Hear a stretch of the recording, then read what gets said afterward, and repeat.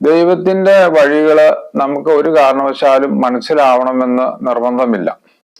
ദൈവത്തിന് ദൈവത്തിൻ്റെതായ വഴികൾ ഉണ്ട്. നമ്മുടെ ബുദ്ധി കൊണ്ട് ചിന്തിച്ചു കഴിഞ്ഞാൽ നമുക്ക് ദൈവത്തിന്റെ വഴികൾ മനസ്സിലാവുകയില്ല. ദൈവം വെളിപ്പെടുത്തിയാൽ മാത്രമേ ദൈവത്തിന്റെ വഴികൾ നമുക്ക് മനസ്സിലാവുകയുള്ളൂ. ഒന്ന് രണ്ട് സംഭവങ്ങൾ ഞാൻ പറയാം. ഒരു ചേട്ടന് കലശലായ നടുവേദനയാണ്. എത്ര വർഷം ചികിത്സിച്ചിട്ടും നടുവേദന മാറുന്നില്ല. അപ്പൊ ചേട്ടൻ അവസാനം ഒരു തീരുമാനം എടുത്തു, ഒരു ധ്യാനം കൂടിയേക്കാന്ന്. അങ്ങനെ ആ ചേട്ടൻ 5 ദിവസത്തെ ധ്യാനത്തിന് പോയി ചേർന്നു.